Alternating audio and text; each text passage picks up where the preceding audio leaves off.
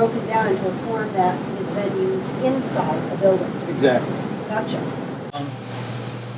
This is what's called the patch panel. This is where our cable actually terminates. And we're going to go around on the other side and take a look at how that's distributed out in the patch panel itself. Now, and I just want to show you how we get to that termination point here. We'll just undo these screws here. And again, you can see as we looked at the fiber, here's your individual strands. And here's the yellow. The yellow we've been following. Here it is coming in here. Exactly. And now we look inside it one more time. Right, and you'll notice the tubes aren't there any longer. It's, Right. it's broken down to its raw 24 fiber optic cables.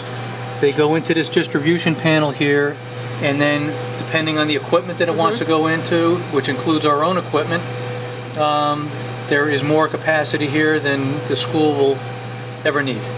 It's a pretty amazing medium. Yes. All that type of bandwidth can pour over a single tiny hair-thin piece of glass. Thank you very much. I really enjoyed this tour we've been on, and I appreciate your time. Well, you're welcome.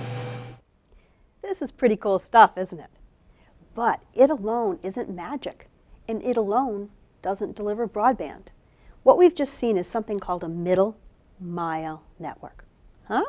Exactly.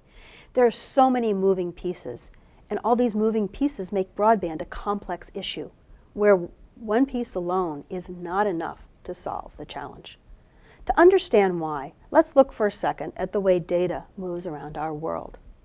Much like asphalt roads, we have big multi-lane interstate highways, state roads, and local roads. The interstate highway equivalent is what people call an internet backbone. It's kind of like the big ocean of data. Government and private industry have been building this backbone since 1969, and today it forms a sort of global superhighway, if you will. If it were a road, it would be the I-95 or the I-80 for the digital age. Off the backbone, there's a piece that's somewhat analogous to a water main, the part that connects into the big oceans and reservoirs and brings data into a region.